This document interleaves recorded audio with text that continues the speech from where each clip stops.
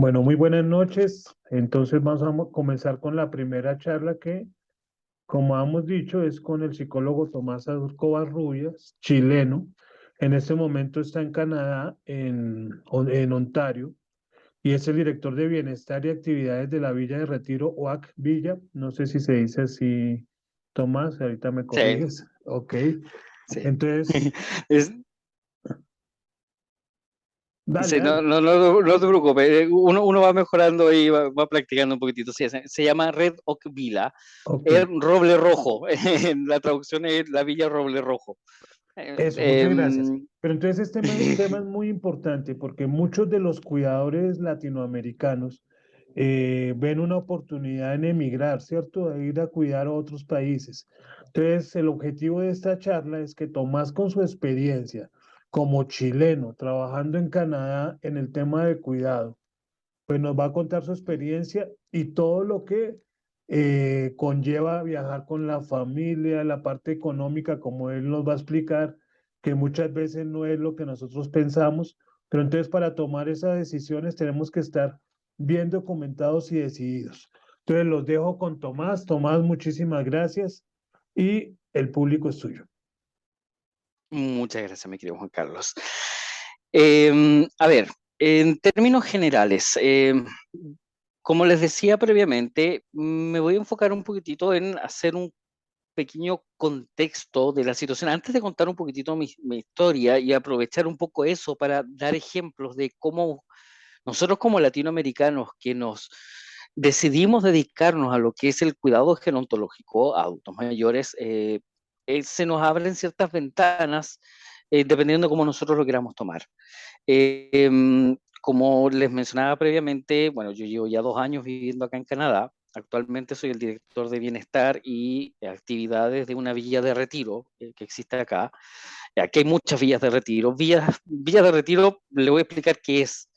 Es, existen dos tipos de centros de larga estadía para adultos mayores. Están los hogares de enfermería, de nurse homes, y los retirement homes, que son los centros de retiro. ¿Cuál es la diferencia entre una y la otra?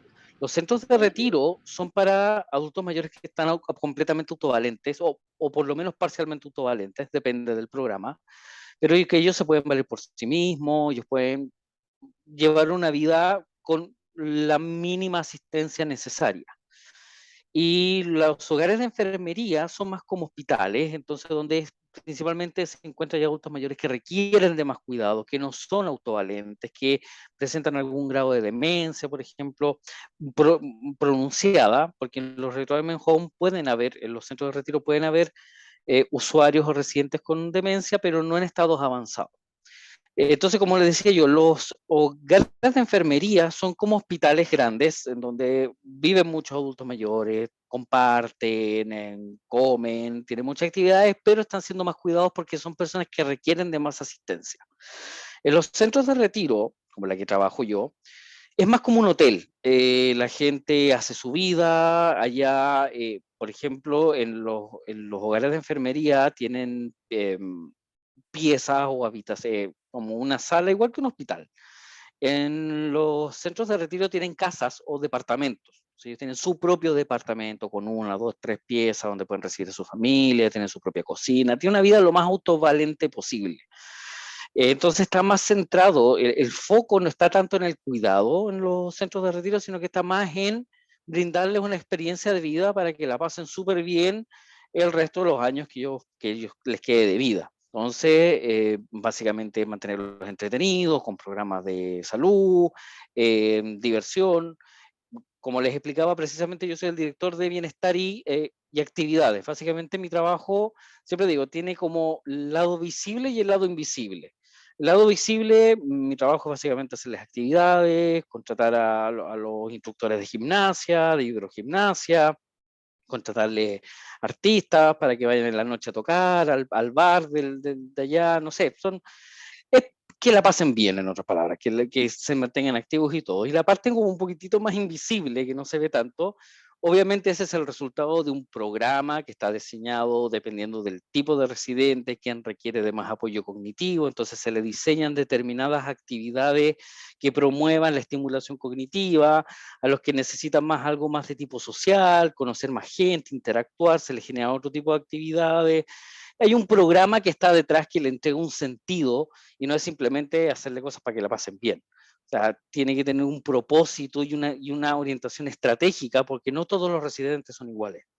Entonces, eso es como de qué se trata. Ahora, cuando yo conocí la realidad de los centros de retiro, donde tenemos, en el caso donde trabajo yo, tenemos 250 departamentos, o sea, es gigante. Tienen sus propias tiendas, tienen su sala de cine, su restaurante, es muy grande. Entonces, claro, yo vengo de la realidad chilena, en donde la realidad chilena para uno es terrible cuando uno le dice, no, sabes que se va a ir a un asilo de ancianos, se va a ir a una residencia geriátrica, es como, no, es terrible, para uno dice, no, lo van a maltratar, lo van a pasar mal, etcétera. Y cuando llego acá y veo esto, es como, oye, hasta yo quiero estar ahí, o sea, ya no hay las horas de que me llegue la edad y poder meterme a uno de esos centros para pasarla espectacular y sin preocupación porque te hacen aseo en tu habitación, tienes sistema de restaurante o te llevan la comida a tu pieza, entonces uno dice, oye, realmente se pasa muy bien. Claro, ¿por qué tanta diferencia entre la realidad, insisto, a partir de la experiencia personal, por qué tanta diferencia entre la realidad de Chile y la realidad de Canadá? Claro, uno muchas veces, no, es que Canadá es todo. No, si tampoco es tan mágico, si tiene su lógica, tiene su razón de ser.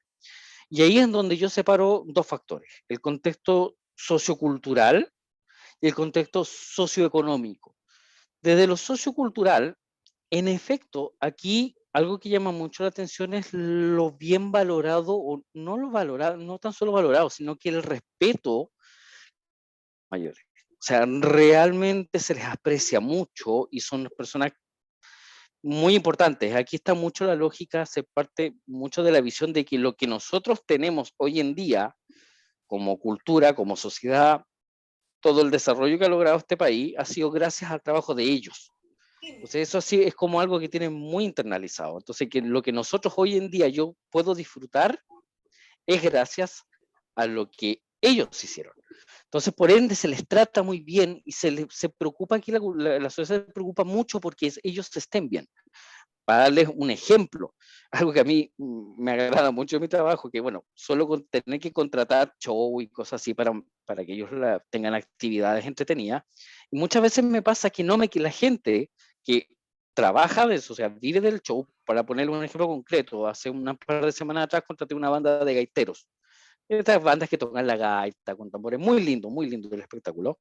Obviamente que ellos cobran por eso, suelen cobrar por eso porque bueno, es su trabajo, obvio. Es como una banda de mariachi, por ejemplo. Obviamente que te van a cobrar porque de eso viven. Y cuando yo los llamo por teléfono y les cuento, mira, soy Tomás Covarrubias, el Activity Manager de Red Oak Villa, ando buscando si ustedes podrían venir a hacerles un show y todo el tema. Sí, por supuesto, nos dicen. Yo le pregunto, obvio, bueno, ¿cuánto es? ¿Cuánto les tengo que pagar? ¿Cuánto me va a salir? Y ellos me dicen, pero ¿cómo se te ocurre que te voy a cobrar si es para los adultos mayores? O sea, no, olvídate, ¿no? ¿Cómo te voy a cobrar por ellos si son adultos mayores? O sea, para ellos lo que necesiten. Entonces eso es como, bueno, por mí feliz, porque me ahorré tener que gastar dinero en eso. Pero claro, es una demostración cultural también de que no, cuando es para ellos, lo que sea necesario. Entonces, ese ya es un primer factor, como les digo yo, sociocultural, que es muy distinto.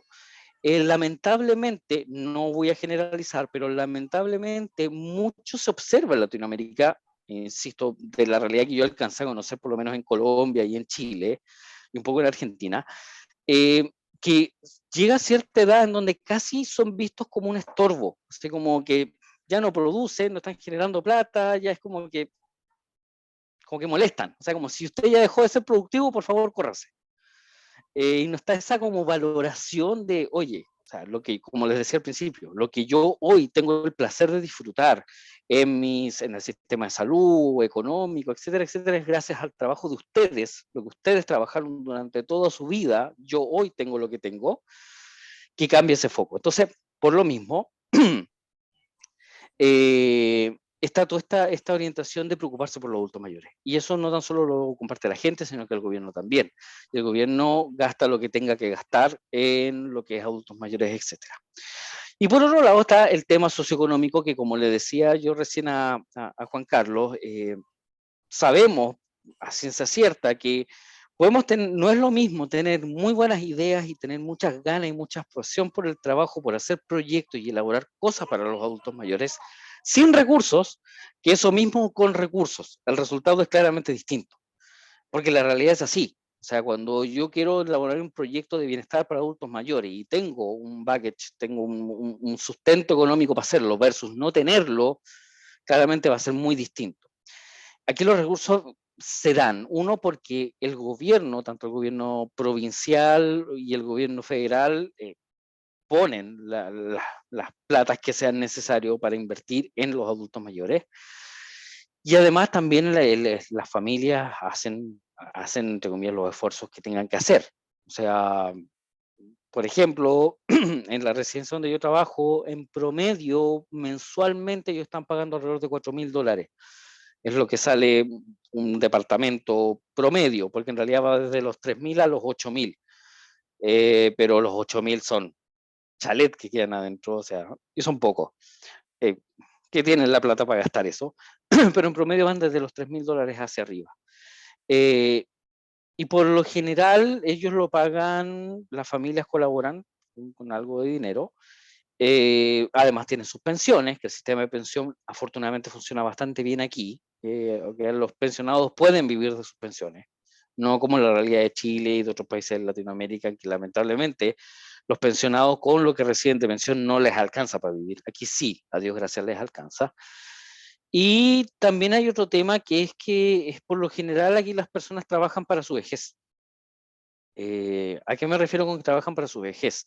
Por lo menos en la realidad de Latinoamérica yo muchas veces escuchaba a la gente que trabajaba duro toda su vida y que muchas veces decían no para poder dejarle la casa a mis hijos, poder dejarle algo a mis hijos. Y se reventaban trabajando toda su vida para dejarle algo a los hijos. Entonces, ¿qué es lo que pasaba? Que cuando llegaran puntos de retirarse, todo lo que tenían pasaba a los hijos. ¿Y ellos qué les pasaba? Nada. ¿Con qué se quedaban ellos? Nada. Aquí no. Aquí hay mucho una suerte de entender de que el trabajo es propio. O sea, lo que yo trabajo es para mí. Y si yo tuve que trabajar lo que trabajé y obtuve lo que logré, mis hijos tienen que hacer lo mismo. O sea, aquí las personas no trabajan para dejarle cosas a sus hijos.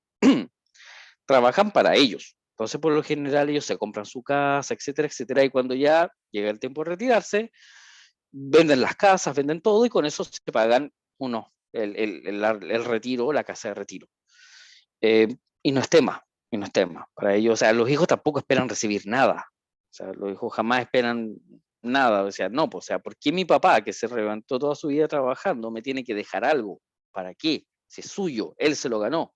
Si yo quiero tener algo, yo tengo que trabajar y yo me lo tengo que ganar.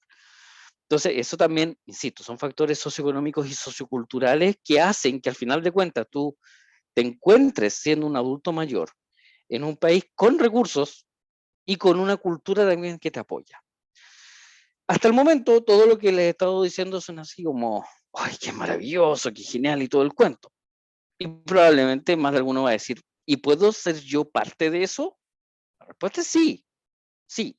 De hecho, aquí hay una falta tremenda de trabajadores y de cuidadores de adultos mayores, pero tremenda, tremenda. Aquí, o sea, la tasa de desocupación de personal support workers, que la traducción sería como trabajador de cuidado personal, eh, es tremenda. O sea, perdón, la tasa de desocupación es nula, o sea, no hay cesantes. Y los trabajos andan buscando siempre vueltos locos. Por eso es que están empezando a traerse gente de Latinoamérica, a traerse gente de otros lados, para que precisamente puedan dedicarse a eso. Porque también pasa de que hay mucho respeto por los adultos mayores, todo lo que quieras, pero el canadiense promedio no le interesa dedicarse a eso. A cuidar a adultos mayores, no. Porque cuidar a adultos mayores significa cuidar a adultos mayores. O sea, no significa tan solo hacer puzzle con ellos, rompecabezas, jugar. Significa hacerles aseo, darles el baño, limpiar sus desechos, sus deposiciones, todo lo que implica el cuidado. Entonces, cuando ellos dicen como, ah, chuta, ¿eso tengo que hacer? No. Entonces, como que nadie quiere dedicarse a esto. Siendo que es muy bien pagado, siendo que precisamente hace unos par de años atrás, hace 3 años atrás, que la carrera de cuidador de adultos mayores es absolutamente gratuita en el college, en la universidad. Es gratis, o sea, no se paga. O sea, la mayoría de las carreras aquí, la educación a nivel superior es bien barata, pero casi todos tenéis que pagar algo. Esa es una de las pocas carreras que es absolutamente gratuita. Pero ojo, gratuita para canadienses y residentes permanentes. ¿Qué pasa? Yo ecuatoriano, yo hondureño, yo chileno, yo brasileño, quiero ir a estudiar, sí tengo que pagar, porque es considerado estudiante internacional. O sea, tengo que pagar la carrera. Les voy a hablar sobre las carreras precisamente, les voy a explicar sobre 3 carreras en particular que tienen relación con eso y que se estudian muy fácilmente acá.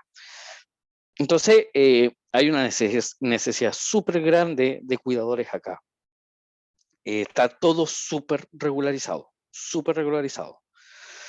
Tú no puedes brindarle, por ejemplo, lo que sí se ve en Latinoamérica harto, que es, por ejemplo, personas que se dedican a cuidar a adultos mayores, pero no tienen certificaciones. Sino que, ¿por qué no? Yo cuidé a mi abuelita durante 10 años, yo cuidé de todo, y yo lo cuido, y ahora estoy cuidando a la abuelita de mi vecina. Aquí hasta te puedes ir a la cárcel por eso. Porque no estás haciendo un trabajo sin la formación profesional necesaria para hacerla. Así, técnicamente eso aquí es absolutamente ilegal. O sea, yo no puedo ir a cuidar al vecino. O sea, es distinto si yo cuido a mi papá, o a mi mamá, o a mi suegro, o a mi suegra. Al haber un lazo consanguíneo directo, claro, en ese caso se aplica lo que es el principio de custodia. O sea, básicamente yo tengo, legalmente yo también soy responsable de esa persona, por ende está bien que yo le brinda cuidados. Pero ir a cuidar al abuelito de mi vecina o de X persona que me dijo, oye, pero ¿por qué no vienes a cuidar? Alguien me pilla haciendo eso, me voy preso. Porque eso es absolutamente ilegal. Tú no puedes trabajar en algo, menos si me están pagando, menos todavía. Es si yo no tengo la formación, el título que me acredite y me fomenta a hacerlo. Es lo mismo que, por ejemplo, el babysitter. Cuidado de niños, exactamente lo mismo. Yo no puedo cuidar niños si no tengo la certificación. Y es muy divertido porque, por ejemplo, acá la edad mínima para hacer el curso, para trabajar como babysitter, es 11 años. Tú con 11, 12 años puedes hacer el curso y trabajar como babysitter con 12 años. Pero el punto es ese, o sea, hasta un niño que quiera hacer un trabajo tiene que certificarse, ese niño también se tiene que certificar. Si ese niño no está certificado, tampoco puede hacerlo.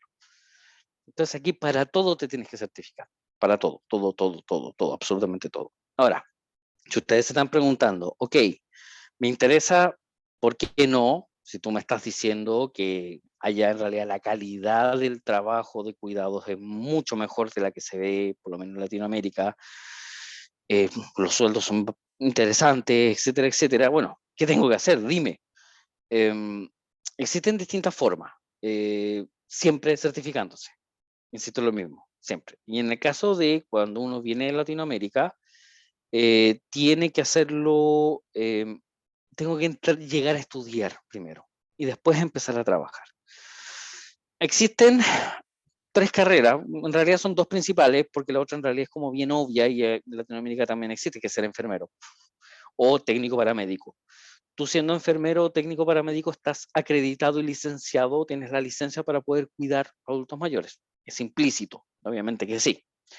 Pero si no eres RPN, que es el técnico paramédico, o RN, que es el enfermero registrado, tienes otras 2 opciones, que es el PSW, que es el trabajador de cuidados personales, Personal Support Worker, o el Care Companion, que es como el acompañante de cuidados. ¿Cuáles son las diferencias? El PSW, el trabajador de cuidado personal, es una carrera técnica que se imparte en el college, la centro centro de nivel superior, es como una universidad técnica. La carrera dura 1 año, no es más larga que eso, es muy, muy intensa, sí, yo conozco muchos PSW que trabajan acá. Mi señora, de hecho, estudió PSW cuando nos vinimos para acá.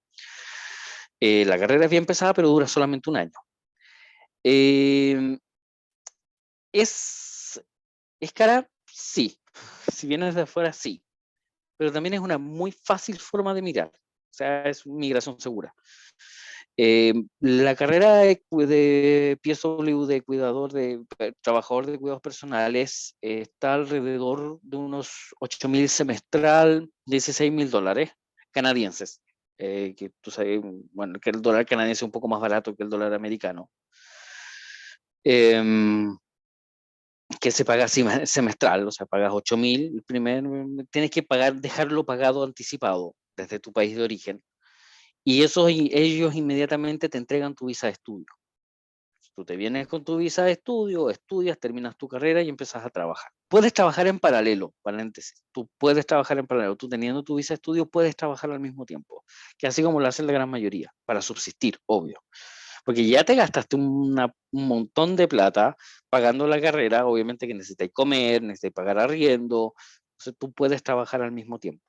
Es pesada, la calidad de vida es pesada, trabajar, entre estudiar y trabajar es 18 horas diarias, pero es un año que hay que hacer ese esfuerzo muy fuerte, y ya después de eso uno puede relajarse un poco. Y la otra es que es el Care Companion, que el acompañante de cuidados, es un curso que dura 2 meses. Curso que dura 2 meses. Está bastante más económico, creo que sale alrededor de $400. Y te entrega una certificación donde tú puedes asistir a adultos mayores. Es bastante más limitado que el PSW, que el trabajador de cuidados personales. Para ponernos como en una gráfica jerárquica, tienes al enfermero, que es como la persona, bueno, al médico arriba, que es como omnipotente, puede hacer lo que quiera. El enfermero, que está capacitado a brindar cualquier tipo de cuidado. Después del enfermero, o paramédico, porque aquí están considerados casi al mismo nivel, tienes al PSW, que es el trabajador de cuidados personales, que es la carrera que dura un año. Estas personas tienen que trabajar bajo la tutelaje de un enfermero, pero están capacitados a administrar medicamentos, deben brindar cuidados especializados. Y el Care Companion, que es este curso de 2 meses, básicamente te permite acompañarlos en sus actividades diarias. Dentro de la formación tiene todo lo que es First Aids, que son primeros auxilios, cuidados en general, cómo tratar a una persona con demencia, etcétera, etcétera. Que es como un sintetizado. Para migrar, el Care Companion, que a lo mejor muchos están pensando, hoy hago un curso de 2 meses y estoy listo. No, no te permite migrar, porque para migrar tiene que ser una carrera de por lo menos un año. Sí aplica para el PSW, para el Personal Support Worker. Y incluso Canadá, y tengo entendido que Estados Unidos está en la misma situación, está entregando pathways de inmigración, que son como programas especiales que a la gente que está trabajando como PSW, como Personal Support Worker, trabajador de cuidados personales, por un año te entregan la residencia permanente, o sea, te quedáis para siempre. Eh, eh, porque en realidad, insisto, aquí necesitan más cuidadores de adultos mayores. Los necesitan, pero urgentemente. Así que es una opción. Ahora, yo les voy a contar un poquitito, como les dije, voy a usar un poquitito de ejemplo mi historia. Cuando nosotros decidimos migrar desde Chile acá a Canadá, migré junto a mi familia, con mi señora y mis 2 hijas pequeñas, y el plan fue eh, la forma de migrar más fácil de todas, que es por estudio. Así que mi señora en aquel entonces ya no tenía estudios más que técnicos, no una carrera muy extensa. Entonces dijo, yo me voy a matricular para estudiar una carrera ya. Y como estamos casados, la persona que se viene con visa de estudio, su esposo o esposa o mujer, inmediatamente el gobierno le otorga una visa de trabajo para que trabaje mientras tanto, lo que sea, jornada completa. Entonces la idea era, ella se venía a estudiar y yo me venía a trabajar. pagamos precisamente $18.000 la carrera de ella, más un gastadero de plata extra, los pasajes, pagar el Airbnb el primer tiempo, pero nosotros afortunadamente pudimos hacerlo porque en Chile nosotros teníamos propiedades, teníamos casa y un departamento, entonces vendimos todo y con eso nos alcanzó para hacer todo esto. El cuento es que, a ver, y a lo mejor también le sirve un poco para entender por qué estoy trabajando donde estoy trabajando y cómo llegué a ese cargo. Nos vinimos para acá. Ella entraba a clases en el mes de marzo y nosotros migramos en el mes de enero para buscarle colegio a las niñas, etcétera, etcétera. Em, y nos venimos con nuestros ahorros. Ella se preparó para entrar a estudiar y yo empecé obviamente a hacer lo que me correspondía a mí, que es buscar trabajo. Estuve buscando, y esto también le sirve de tips, porque yo previo a venir, ¿no? Igual estuve tanteando trabajos por internet aquí. Entonces buscaba, ninguna parte me prestaron atención, nunca recibí respuesta en ninguna parte. Entonces pues llegamos acá, ya físicamente aquí, y seguí haciendo lo mismo. Em, Estamos en la hora ya, así que me voy a apurar un poquitito.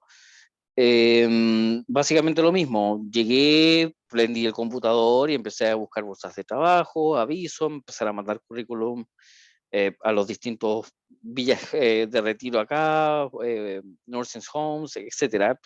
Y no, mal. En ninguna parte me dieron bola, como se dice. En ninguna parte nunca recibí una respuesta de nada. Pasaron alrededor de 2 meses y obviamente que los ahorros se empiezan a achicar, achicar, achicar, achicar. Entonces llegó el día en donde me di cuenta que esto de estar buscando, mandando correo, mandando currículum a todas partes no funciona. Así que a la antigua nomás. Ponerte tu mejor trajecito, cortarte bien el pelito, bien afeitadito, imprimir currículum y salir puerta a puerta a los distintos centros. Em, Fue muy fácil, muy fácil. O sea, yo salía a buscar trabajo en la mañana y en la tarde ya tenía el contrato. Y un muy buen contrato, una muy buena posición en una empresa bien grande, etcétera, etcétera. O sea, así de fácil fue. Pero claro, aprendí que aquí el tema de la confianza y de la impresión es súper importante. Entonces, aquí no te van a contratar por internet. O sea, no te van a contratar si no conversan contigo, si no están cara a cara, si no tienen una conversación contigo y todo, y le entras en confianza, todo lo que sea. Pero se los digo por si alguno de ustedes está pensando a lo mejor empezar a buscar trabajo desde Latinoamérica, es muy poco probable. Y ojo que, siendo que yo igual tenía un buen currículum, o sea, harta experiencia dirigiendo, con mis especialidades hechas en Estados Unidos, etcétera. Y aún así, como cualquier otra persona común y corriente, el ir en persona es lo que funcionó a la antigua. Ahora, técnicamente es mentira eso de que me puse la mejor ropa, la mejor corbatita y fui. Mentira, porque ese día habían como 42 grados bajo cero, entonces en realidad iba con parca, con pantalones térmicos, con mis botas de nieve, obviamente. Entonces no se veía mucho, podría haber andado en pijama debajo de la parca y todo, y nadie lo hubiese notado. Pero sí, fue súper fácil. Y mi señora siguió estudiando, yo empecé a trabajar ahí y aquí estamos. Estamos y ahora precisamente ya nos aprobaron la residencia permanente, así que ya se va bastante bien. ¿Es posible? Es posible. ¿Es caro? Sí es caro. Eh, pero si ustedes deciden dedicarse a lo que es el cuidado de adultos mayores, aquí, y yo estoy hablando más de la realidad de Estados Unidos y Canadá, aquí el campo es gigante y realmente aquí están desesperados buscando cuidadores de adultos mayores. Desesperados. Y te ofrecen prácticamente lo que quieran. Es absolutamente cierto. Pero hay que saber hacer las cosas. Hay que hacerlas en orden, ganarse la confianza, etcétera, etcétera. Por el momento, y sé que estoy pasado la hora, y sé que hay otro expositor después, lo quiero dejar hasta aquí y por favor, soy todo oídos y por preguntas que me quieran hacer, voy a proceder a contestar todas las preguntas que ustedes me quieran hacer. Así que no sé, Juan Carlos, estás por ahí.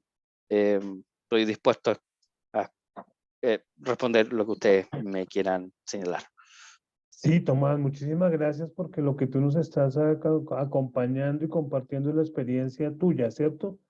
Eh, Ujú. que eso es más enriquecedor que de pronto muchas empresas que tratan de llevar gente ya supuestamente con el trabajo, eso no es lo que tú viviste como tal. Mm. Entonces, vamos a aprovecharte. Claudia Patricia Torres está levantando la mano para preguntarte. Ujú. Tomás, ¿cómo estás? Buenas noches. Muchas gracias por contarnos tu Buenas noches. experiencia. De nada, un placer.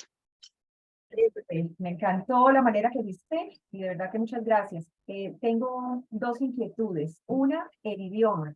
Para ti, el tema de, no sé, en Ontario es inglés, porque tengo entendido que hay partes donde es en inglés y otras partes donde es en francés. Entonces, ¿hay algún limitante que tú veas? Y la otra es la homologación, por lo menos en mi caso, pues aunque he hecho estos cursos adicionales por mi profesión, yo soy nutricionista. Entonces, quería saber el tema de si en dado caso para desarrollarse como cuidador inicialmente, aunque yo también estoy haciendo un health coach. Entonces, digamos, ¿cómo ves tú esa opción desde el punto de vista del cuidador, que es lo que en este momento también están como requiriendo, ¿no? Ya. Con lo del idioma, a lo mejor es un poco tramposa la experiencia mía porque es un poco rara. ¿Por qué? Sí, en efecto, el inglés por lo menos es básico, básico y un buen nivel de inglés. O sea, esto no es como, muchas parten un poco como la comparación con Estados Unidos. En Estados Unidos, a Dios gracias, la comunidad hispana es gigante. Entonces tú puedes sobrevivir bien hablando español y hablando poco de inglés. Aquí es un poco difícil, aquí casi nadie habla español. Nadie habla español. Eh, entonces, tienes que hablar inglés, sí o sí. Y el nivel de inglés, bueno, aquí te piden de todas maneras certificarte en inglés. Aquí está el IELTS y el CELPIP, que son como las dos pruebas importantes que te piden precisamente para poder optar un trabajo, tener acreditado tu nivel de inglés. Pero de por sí, claro, o sea, parte de la base que va a llegar, y como les explicaba, aquí funciona todavía el cara a cara. Entonces, por lo menos tu nivel de inglés tiene que ser el suficientemente bueno para ir a una entrevista de trabajo. Y que no te queden mirando de este tipo no está entendiendo lo que le estoy diciendo. Claramente no te van a dar el trabajo, no te van a contratar si no se pueden comunicar contigo. Da lo mismo que tengas acento, da lo mismo tu pronunciación, da lo mismo. Lo importante es que te puedas comunicar bien. Lo demás a nadie le interesa si tienes buen acento, buena pronunciación, a nadie le importa. Además que aquí es súper cosmopolita, aquí hay mucho hindú, hay mucha gente que tienen distintas formas de hablar y a nadie le interesa, a nadie le importa si lo hablas de una manera bien pronunciada o no. Insisto, a nadie le interesa. Lo que sí le interesa es que puedan por lo menos comunicarse, o sea, porque te van a dar instrucciones, porque van a llegar y te van a decir, mira, hay que hacer esto con este residente, hay que hacer esto, tienes que evaluar esto, tienes que hacer todo otro. Entonces, si no tienes un buen nivel de inglés, no funciona. Ahora, decía yo que es un poco tramposa mi situación, porque yo vivo al norte de Ontario. Ontario es una provincia que por sí se habla inglés, pero justo donde vivo yo se habla francés. Eh, bueno, se hablan ambas. Aquí se habla, es bien, casi toda la gente es bilingüe. O sea, toda la gente habla inglés y francés. Y en mi caso ha sido un poco complicado porque el 95% de mis residentes son francófonos. Entonces, sí o sí, tengo, de hecho, pero honestamente yo estoy muy agradecido porque la gente te recibe muy bien y te tienen una paciencia, porque te imaginarás que mi francés no es muy bueno que digamos. Me esfuerzo, le pongo ganas todos los días, pero me tratan de hablar en inglés. El inglés de ellos no es muy bueno porque hablan francés prácticamente, hablan solo francés, entre ellos se comunican solo en francés. Pero ahí estoy estudiando, todos los días esforzándome por mejorar mi francés, pero la experiencia ha sido buena. Como yo les digo muchas veces, gracias por la paciencia que me tienen cuando trato de hablarles en francés, porque sé que no es muy bueno. Pero bien, hay que intentarlo, porque el que no se arriesga no cruza el río. Y con lo de la homologación, mira, no sé de nutricionista, porque todas las carreras son distintas, pero en general lo que es la homologación es bastante fácil. Es súper fácil, porque aquí existen distintas instituciones que se dedican solo a homologar. La más conocida es West International, que está en Toronto, que tú mandas todos los documentos de tu universidad, o también lo puedes hacer directamente con algunas universidades. En el caso mío, yo lo hice con la Universidad de Toronto. Yo hice mi homologación en la Universidad de Toronto. Si más no me equivoco, casi que creo que tengo por acá. Dame 2 segundos.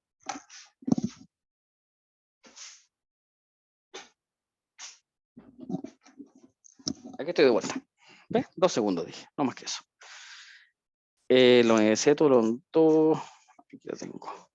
Ellos te envían la homologación certificada, en donde básicamente, aquí está, en donde básicamente ellos te dicen que te reconocen a ti. Por ejemplo, aquí en el caso mío dice Bachelor of Science in Psychology, psicólogo licenciado, o sea, con una licenciado en psicología. Con eso tú ya puedes trabajar. El trámite me salió $250, $300. Lo más caro fue traducir los documentos. Uf, eso es caro. Salen como $50 la hoja, la página. De hecho, por eso que también lo hice en la Universidad de Toronto, porque me pedían menos papeles que traducir. O sea, por ende me salía más barato, obvio. Que en el otro que me mandaban a traducir el doble de papeles, significa que me salía el doble de caro tener que mandar a traducir, porque son traducciones legalizadas, no es traducción común y corriente, y ellos tienen distintos lugares que te aceptan las traducciones. Entonces, bueno, es un gran negocio a la larga igual. Pero la migración es un gran negocio. Yo soy un convencido. La migración es un tremendo negocio que mueve miles de millones de dólares. De gente que está dispuesta a gastar para poder vivir un sueño. El punto es que no es para nada difícil. Lo único importante es que tengas todos los documentos de tu universidad, o sea, tus programas, las concentraciones de notas. Hay que ser bien ordenado con eso. No es caro y es bastante rápido, unos cuantos meses y tú ya puedes trabajar, entre comillas, en tu profesión. ¿Por qué digo trabajar entre comillas? Porque existen distintas, una cosa es homologar tu título y otra cosa es registrarte. No es lo mismo. En el caso tuyo, me imagino que es lo mismo que en el caso de la psicología. Yo trabajo en lo que trabajo porque en el perfil de cargo piden un profesional universitario con estudios de especialización en gerontología. Yo soy profesional universitario, psicólogo, que tiene estudios de posgrado en gerontología. Pero, por ejemplo, yo si quiero brindar psicoterapia o atender psicólogos, brindar atención psicológica, no puedo, porque no estoy registrado. Soy psicólogo, pero no estoy registrado. En el caso tuyo, a lo mejor si necesitan precisamente profesional de la salud para X trabajo, necesitan profesional de la salud con experiencia en cuidado, con la homologación te basta, pum, ahí y toman el trabajo. Pero si tú quieres a lo mejor trabajar como nutricionista, brindando programas de nutrición y todo el cuento, decir, no puedes, porque te tienes que registrar para hacer eso. Entonces ese ya es otro proceso más, que ese es un poco más caro y es más largo. De hecho, yo todavía no empiezo con el mío porque estoy todavía ahorrando platita, estoy ahorrando plata para empezar con mi registro. Dura 14 meses en el caso de psicología. Y ya después, teniendo mi registro, registrándome, y ese es otro tema, los registros son provinciales. Yo me registro, por ejemplo, si lo hago acá, me registro en la provincia de Ontario. Si yo me quiero ir a Alberta a trabajar como psicólogo, no puedo. Tengo que registrarme de nuevo en la provincia de Alberta. Si quiero ir a British Columbia, lo mismo. Tengo que registrarme de nuevo. Yo puedo trabajar solamente en esta provincia. En Canadá hablamos de provincia. Me imagino que ustedes ubican a lo mejor un poco más la realidad de Estados Unidos, que son los estados. Es lo mismo. Estados Unidos tiene 51 estados, Canadá tiene 10 provincias. Funcionan igual, son autónomas legalmente unas a otras. Por eso es que las leyes son por provincia. Entonces yo puedo ejercer en esta provincia, más no en la provincia de al lado. Pero sin embargo igual puedo registrarme y no es tan difícil registrarme mostrando todos mis papeles, pero tengo que hacer el proceso nuevo anyways. So, el tema es que ese es el otro tema. Entonces yo ahora la idea es tener la plata, empezar con mi registro y ya una vez registrado yo puedo empezar a hacer psicoterapia, puedo empezar a trabajar como psicólogo ya sin restricciones. Muchas gracias, muy amable, súper explicado. Muchas gracias, Tomás. ¿Hay alguna otra pregunta?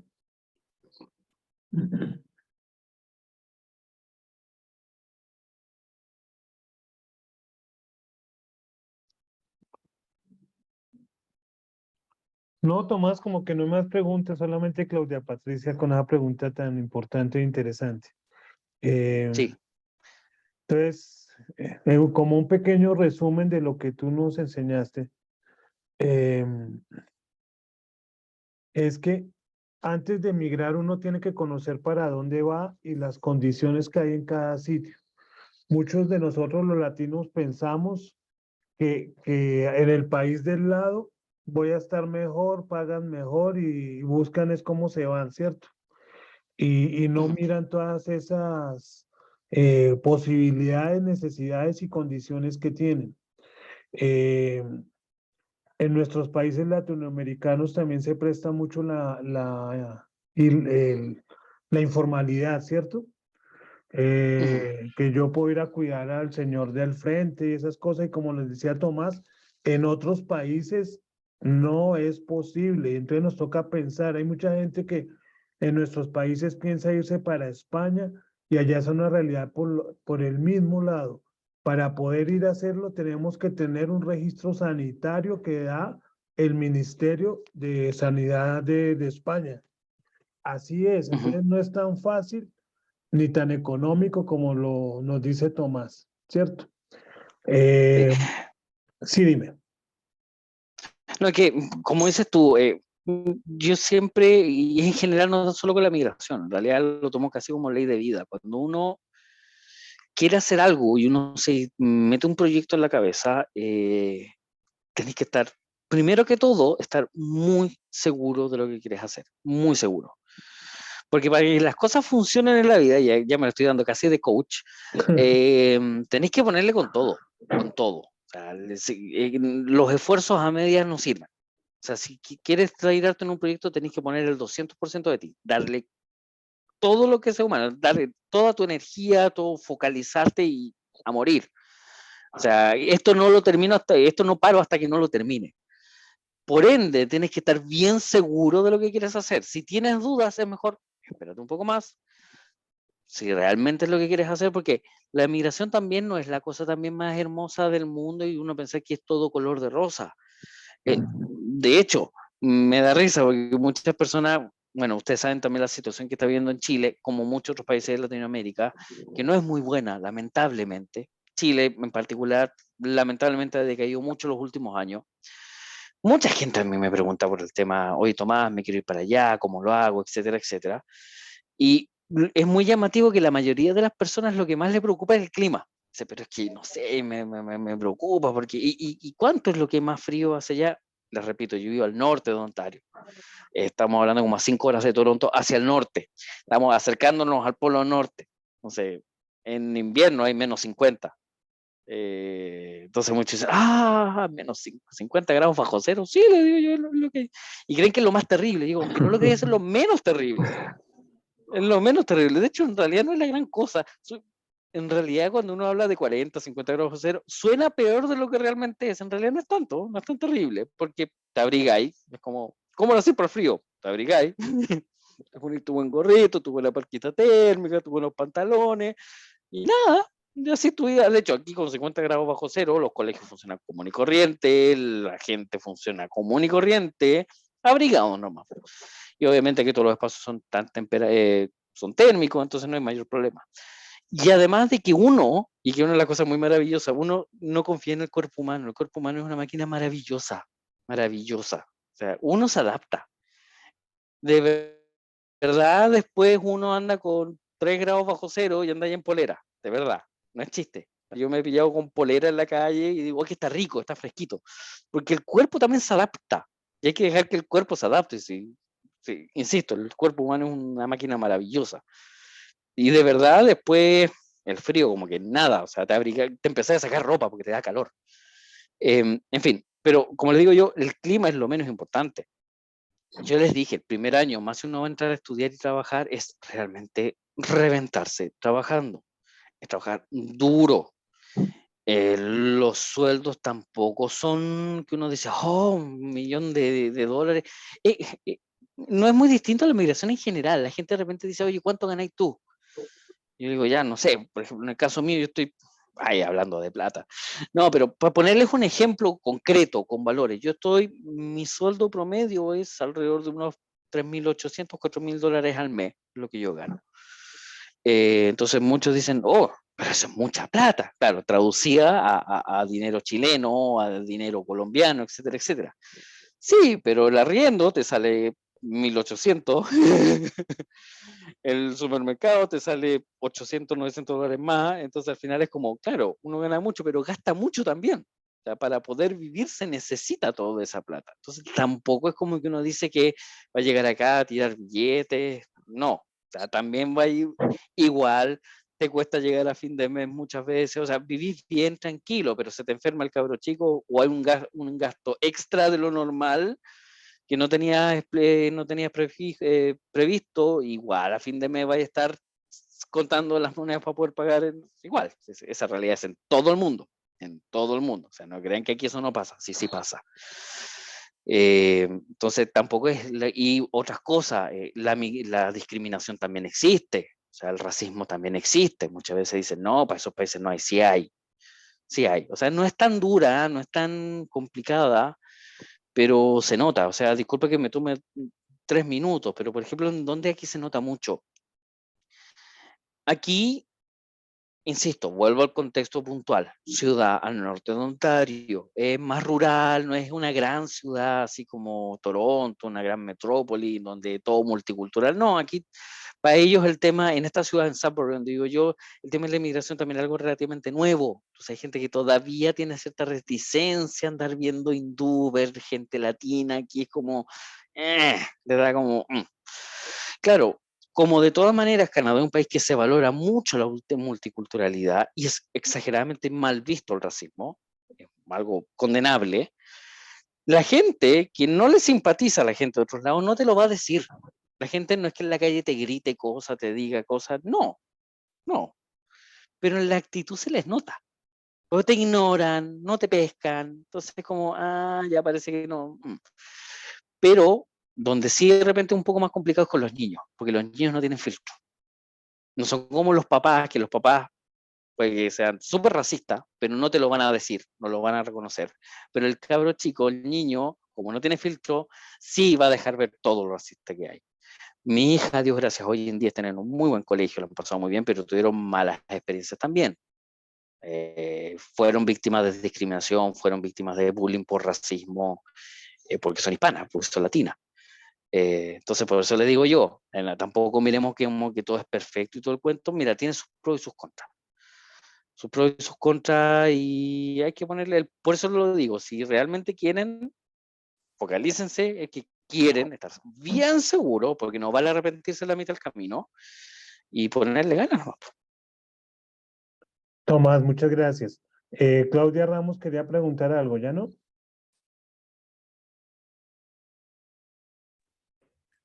No, no, señor. Creo que con la última parte de que tocó Tomás me pareció que cubría el tema de cómo tenemos que estarnos preparados físicamente, mentalmente, contar con que va a ser un periodo de adaptación, que va a ser un periodo de estudio previo a migrar. Es una decisión que se toma desde su sitio de trabajo, desde su tierra natal, con una disposición de tiempo a largo plazo. Es muy importante tener en consideración eso, y lo que explicaba que me pareció muy importante es la conversión económica. Nosotros los latinoamericanos estamos confundidos un poco con el tema económico en la parte de cómo hacemos inversión de eso que ganamos y cómo lo comparamos. Entonces, eso es equivalente también a, por ejemplo, el caso de Tomás. Creo que es hecho cuando tú eres psicólogo y no puedes hacer esa parte de psicología, es una restricción y una limitación que te...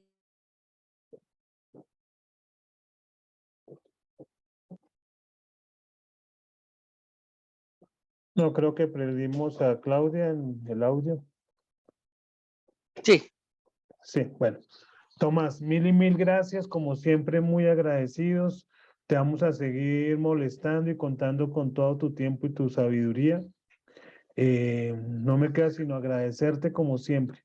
Mil y mil gracias y ahí estaremos en contacto como siempre. Por supuesto, y para lo que necesiten, si necesitan más orientación, lo que sea, si alguna persona en particular te pide también mi contacto, si necesita, a lo mejor está tomando la decisión y necesita de alguien que le pueda compartir cierta información que les pueda servir, obviamente que también aquí estamos en lo que se pueda, en lo que se le pueda ayudar, ¿ya? Y No como soy les, asesor de migración, pero algo se puede hacer. como nos decía Tomás al comienzo y yo ratificaba a Tomás, es miembro de la red ya hace muchos años, o sea que por intermedio de la red pueden canalizar las preguntas, lo que necesiten y con muchísimo gusto nosotros les hacemos llegar la información.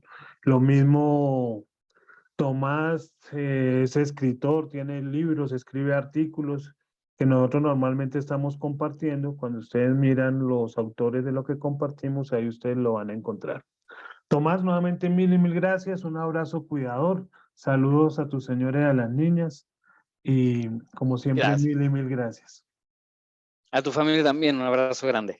Muchas gracias, Tomás. Un abrazo. Nos vemos. Chao. Gracias. Bueno, ahorita le damos la bienvenida al arquitecto Jerónimo Jiménez en México, que ahorita que Tomás caí en cuenta que Tomás estudió aquí en Colombia y Jerónimo trabajó mucho tiempo también aquí en Bogotá. Tienen eso de en común. Eh, Jerónimo es el gerente y dueño de una empresa que se llama Aire 1107, que está trabajando en el tema de adecuación de espacios para los adultos mayores, desde el tema macro en las ciudades hasta reducirnos en nuestros hogares. Es un tema muy importante y que tiene que ver con los retos del cuidador, porque pues no solamente como también lo tocaba Tomás, que es aprender a hacer estrategias para que el adulto mayor esté entretenido, el deterioro cognitivo, sino también dentro de todo el entorno de la calidad de vida están los espacios donde la persona vive, se mueve, y son cosas, como lo hemos hablado con Jerónimo desde hace tiempo, que, que muchas veces es más de voluntad y de conocimiento, porque todo se puede adecuar a los recursos que tenga la familia, la persona y hasta los mismos municipios o estados, como hablábamos ahorita. Entonces quiero darle la bienvenida a Jerónimo y nuevamente darle las gracias por estar aquí compartiendo con nosotros los conocimientos.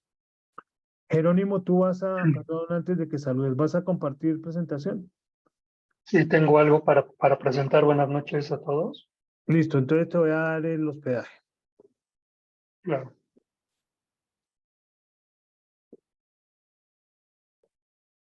Espérate un momentico.